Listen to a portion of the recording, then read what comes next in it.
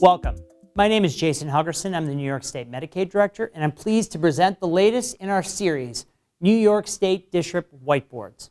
Today's topic, myths and facts about value-based payment reform in New York State.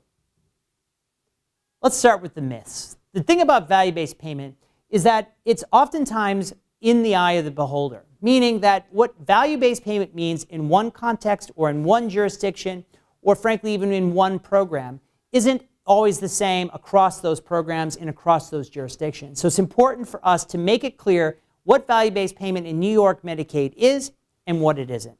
So let's start with the myths of what it isn't.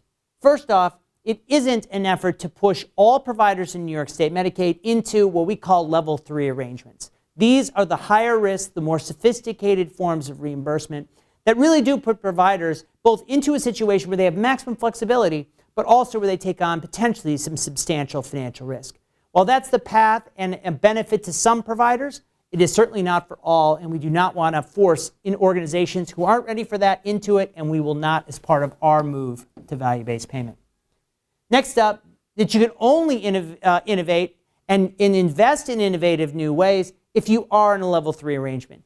Yes, level 3 gives you maximum flexibility, but in the other levels, you have the opportunity to generate shared savings. And when you generate that shared savings, you have a choice about how you want to reinvest it. And you can reinvest it in ways that leads to greater innovation, leads to longer term savings, and better outcomes for your population. So innovation is in fact possible at the lower levels. Next, you are supposed to do more with less. Oftentimes I hear that in the case of Medicaid, or generally what you hear in terms of directions in government healthcare programs is that rates of reimbursement don't keep up with costs, and we're constantly asking people to do more for less. But in reality, what we're trying to do in value-based payment is to give you an opportunity to better serve your population, and when you're successful, capture that savings and then reinvest it back into your communities to actually improve your financial margins as a safety net provider.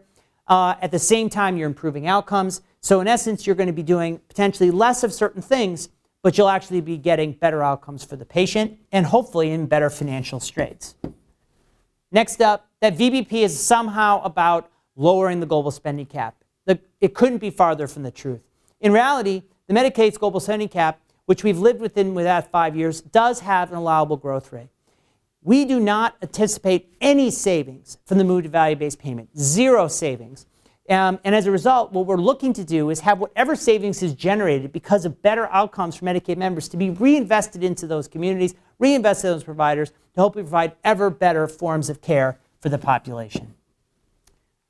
Also on this list is only PPSs can contract with value-based payment arrangements. And to be honest, in some cases, we helped perpetuate this myth because in earlier simplified versions of what value-based payment could mean, we used PPS as an example. But actually, under New York state law, a PPS could only contract for these services if they became an ACO or an IPA. And while a small minority of our 25 PPSs will likely go down that route, most will not. What we're going to end up with is different groups of providers becoming what we call value-based payment contractors, who in turn will be the ones who will be driving value-based payment all across the state, not the PPSs. Next, that value-based payment is about reducing services and restricting networks and access for Medicaid members. Nothing could be farther from the truth. Really what we're about is actually trying to make the delivery system more patient-centered, to make it less reliant on providers and less about providers, and frankly more about the people who are served. And that's what the flexibility is, and it really is about trying to get individuals into the most cost-effective care settings that is possible. And then lastly, that all VBP policies within the roadmap must be followed exactly as it's prescribed on paper. Reality is there's a lot of flexibility. We've worked very hard to balance flexibility versus standardization. In this particular initiative, there's a lot of flexibility. I encourage you to look at the roadmap, and there's an opportunity to tailor the initiative to meet the needs of our very large and diverse state. So now let's move from the myths to the facts. First and foremost, managed care organizations and eventually providers will be penalized if the roadmap and its goals and objectives, particularly the moves to value-based payment, are not in fact accomplished. The reason for this is that the federal government will fine the state. And all the state is looking to do is align the incentives amongst plans and providers to help us get to those statewide goals to ensure that we meet the federal requirements. But it's important to note that value-based payment and the move to value-based payment is not optional. We all must move in this direction. Don't need to move there tomorrow, but we need to get there by the end of the decade. Next up, the state will be providing analytical support. Absolutely. In fact, we're going to provide tools that have never been available to providers in our state by allowing you to tap directly into the Medicaid data warehouse to look at the comprehensive set of services that individuals you care for are utilizing, so you understand who you need to partner with and what kind of opportunities there are for you and your partner organizations to get better outcomes at lower costs. It's important to note that those tools will be made available only in ways that will protect patient information, but I think this will be really powerful to support the providers as they work with plans to go into value-based payment arrangements. Next up, value-based payment provides flexibility in contracting. This is not a one-size-fits-all solution. We understand, as I've said before, we're a big and diverse state. We need to give the contractors in VBP that opportunity to tailor these initiatives to the unique needs of the population, as well as to the services, as well as to the strengths and weaknesses within their geography. Next up, the goal of VBP is to improve quality and to shift spending or to keep members in the most integrated fashion in the community. We really do want to create financial opportunities and incentives for providers to do everything in their power to keep people in the community consistent with Olmstead, and also to try to achieve as much integration and care to make it as we call it, a patient-centered delivery system as possible.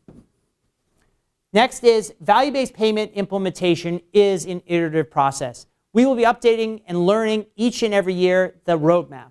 And it's important that we do that, and it was one of the things that stakeholders told us was really important because we have so much to learn about value-based payment. While value-based payment has been around for quite a few years in certain areas with certain populations, that is actually a new phenomenon, and we're going to have to learn as we go along, and we're prepared to adjust our policies based on what we learn. And then lastly, VBP is focused on transparency around costs and outcomes.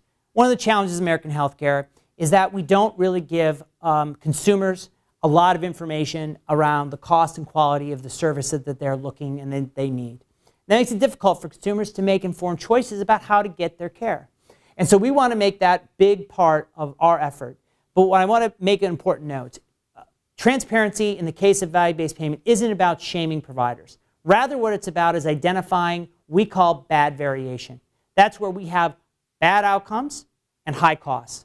We want to identify those opportunities and get providers working together to launch innovative solutions to not only get to better outcomes, but also to lower costs. That's the win-win opportunity within value-based payment. That's why we need transparency in costs and outcomes, is to help empower providers working across communities to really make the healthcare system work better for patients. So that's it. Hope you found that helpful. It's really important for us all as we move into value-based payment to know what it is and to know what it isn't. And that was really the purpose of today's presentation. So look forward to seeing you at future New York State District whiteboards. And until then, thanks a lot.